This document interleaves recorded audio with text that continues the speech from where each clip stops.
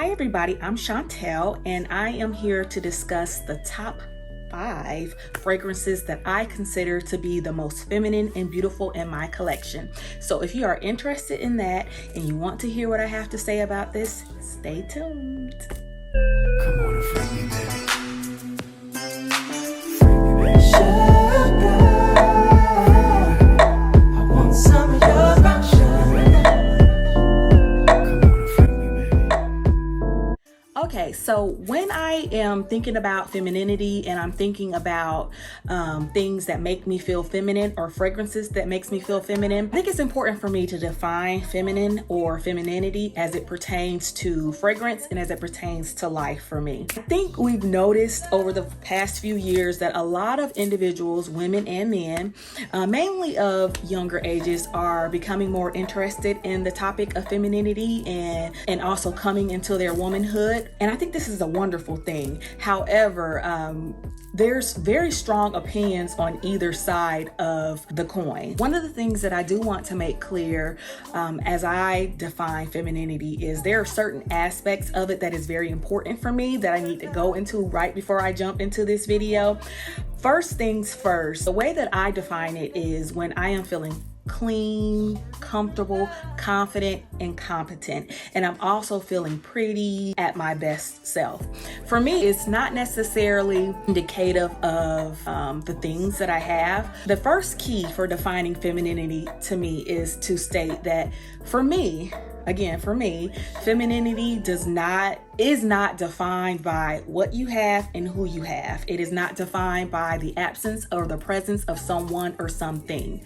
I'm noticing on social media, and I think it's a beautiful thing that we're having discussions about femininity, masculine energy, and coming into our womanhood. But I'm noticing that a lot of the discussion tends to center around men or tend to center around relationships, marriage, and dating, which are wonderful. Don't get me wrong.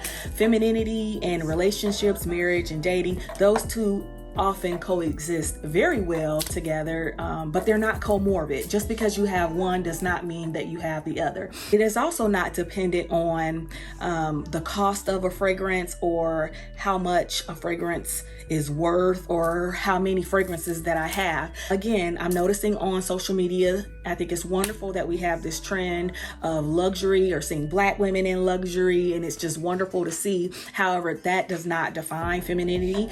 I know plenty of women that have very luxurious things that they can buy, and I don't consider them feminine. And I know plenty of women that don't have much, but they work with what they have, and I consider them feminine, and I consider them a model of what I would like to see for myself in womanhood. Another thing that I say when I say that it's not the absence or the presence of something, for me, when I feel in my most feminine or when I feel the most beautiful, it's not due to what I have on or necessarily due to the things that I add to myself. When I am wearing my wigs, when I'm wearing my makeup, if I'm wearing extendo nails, those are great, but those do not make me feel the most feminine. When I feel the most feminine, believe it or not, is when I am home, I'm alone, I'm allowed to be mindful, take my time. I'm outside drinking my tea, I'm looking at the birds, and I just got out the shower and I put on a nice, soft, flowy dress, and my hair is smelling good, it's feeling good, it's mine.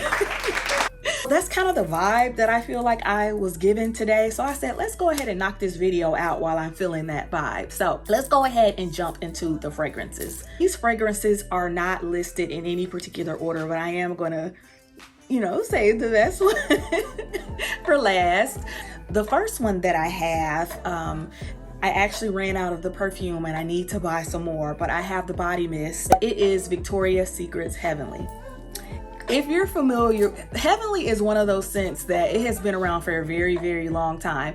It's one of those fragrances that I wear when I want people to say you smell good, not your perfume smells good. What I smell is it's a vanilla scent with some musk to round it out, and there's like a cashmere musk that goes with this. It's a very soft scent. It projects very softly. It's one of those scents that when you wear it, it doesn't wear you. It smells good with anything, but I like to wear it with any vanilla lotion that I have. Heavenly is always going to be a scent that I am going to love and keep in my collection. It also warms up very well throughout the day, and it can warm up to go soapy in the summertime for me, or in the fall and winter times it goes, you can really smell that musk. A little bit of floral peeking out in the background of this scent. It's a wonderful scent, and I just highly suggest that you try it. That's Victoria's Secret's Heavenly. The next fragrance that I have is by the House of Guerlain, and it is L'Instant Magic, and I think it's pronounced L'Instant Magique. However, ironically, one of my most favorite scents of all times is the scent of Johnson's baby lotion. Just the pink baby lotion, not any of the different flankers that they have. And so while I was on a hunt to find a scent that layers well with that lotion, I came across this, recommendations for this on Fragrantica. And while it does not smell exactly like Johnson's baby lotion, it layers very well with it for several reasons. To me, it reminds me of Johnson's baby powder. And they used to have a baby powder that was in a pink bottle before they reformulated the formulation and they took out the talc. But it was just like this nice, sweet, powdery scents with just a couple of little florals peeking out in the background. I want to say like chamomile and maybe just a little bit of aloe plant. It reminds me of that.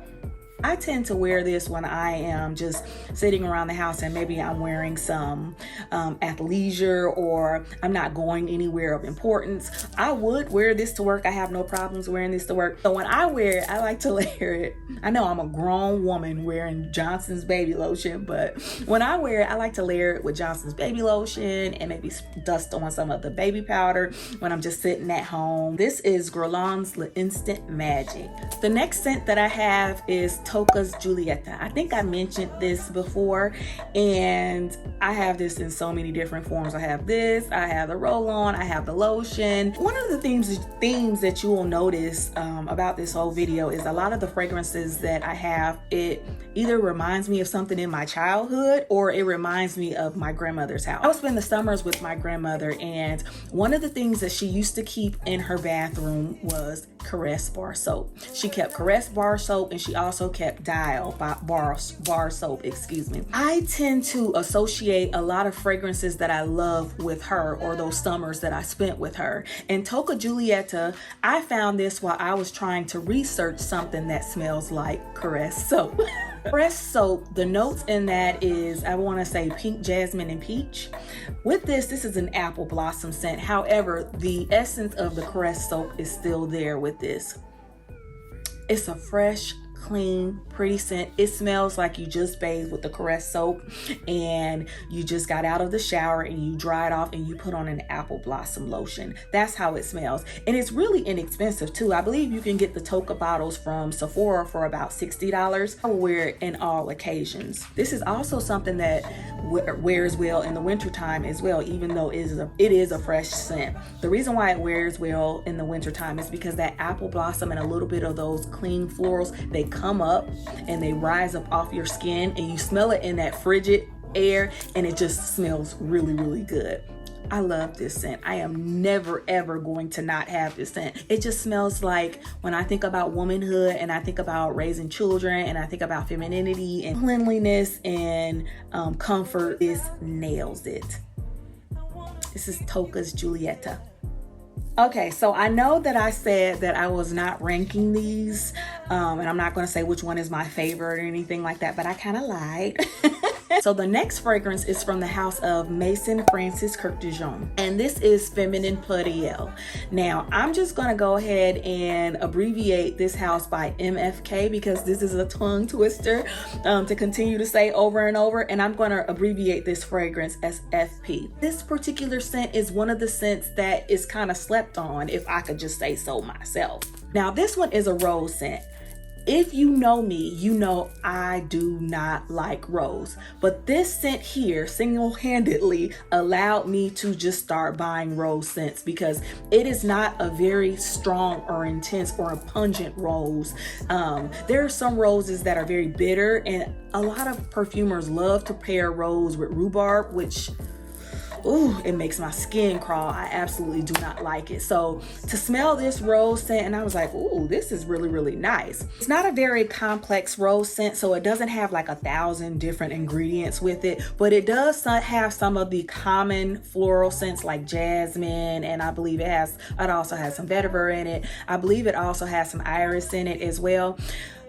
To me, I get a little bit of those different roses going on, but there is something a little bit woodsy about it that matches or that clashes with the aldehydes in it that just makes it perfect for me. And it's just like the perfect amount of sweetness to it. It's not like overly sweet. So it's one of those scents that you can definitely wear all 4 of the seasons. I like to wear it in the spring because it just really is a showstopper there, but I also like to wear it in the fall as well because scents tend to magnify on my skin in the fall and the winter. But I believe that the description that is on Fragrantica about this, ironically, is about youthfulness and being flirty and girliness. When I think about this scent, I don't necessarily think of a younger woman or a young girl or youthfulness. I honestly think about femininity when it comes to this scent, and I think about a woman that is well-rounded, who's been through some things, but she's still retained her youthfulness as far as her personality traits and things go. So it is a wonderful scent.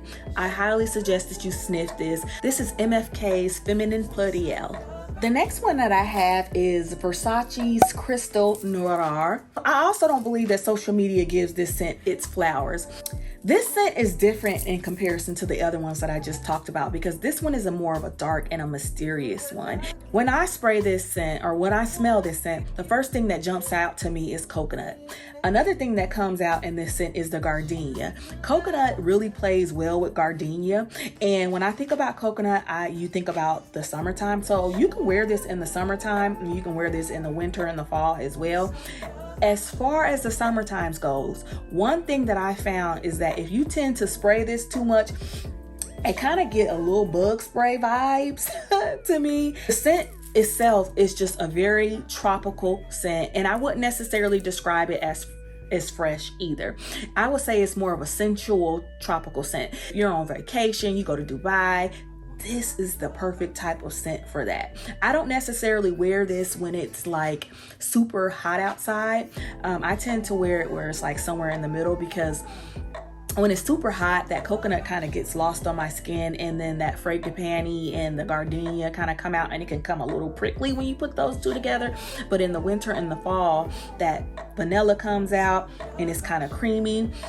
This one is just a really good one to have. So this is Versace Crystal Noir. Okay, so I know I said that I was only gonna do 5.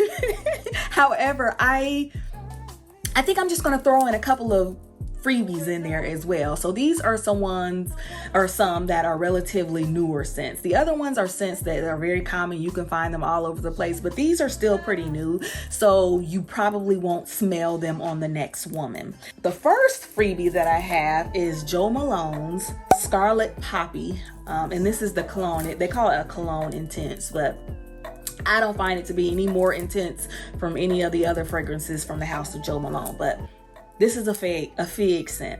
If you're the type of person, and I know somebody's gonna come for me for this because a lot of people don't like it when you associate scents with like cheaper scents, but if you like Bath and Body Works Brown Sugar and Fig, you will love this. This is like Brown Sugar and Fig's older sister who's in her 40s, and she kind of got the game on lock. The notes in this, it has tonka bean, it has barley, it has vanilla, and then it has that fig, and then it has some ambrette or some musk to kind of not make it too round. I don't get much musk from this, but on your skin you may. But for me, I get a very sweet fig and vanilla scent.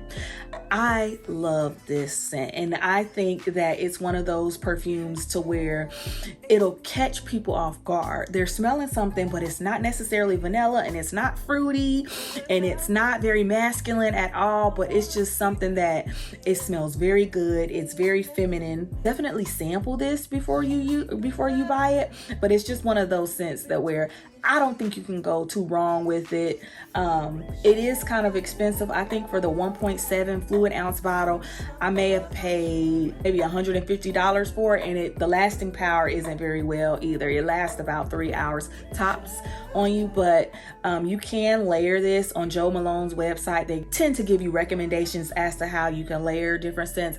I don't like that because I feel like that's a ploy to get more money from individuals. I feel like a scent should stand alone, which luckily for me, it does stand alone, but they do not have a matching lotion for this as of yet. They just came out with a matching shower oil, but they did recommend using this with the Tonka body cream that they have, which is also very expensive. So I have that. I'll layer them two together. I have not tried that yet, but I will. But this is Jo Malone Scarlet Poppy. Everybody and their mama talks about this particular fragrance, and I almost kind of was hesitant to put it in this video because I know you guys are MFK to death, and at this point you're probably gentle fluidity to death because it is all the rage on social media, especially Instagram. But I just can't leave it out. You cannot deny that this fragrance does not do something to people.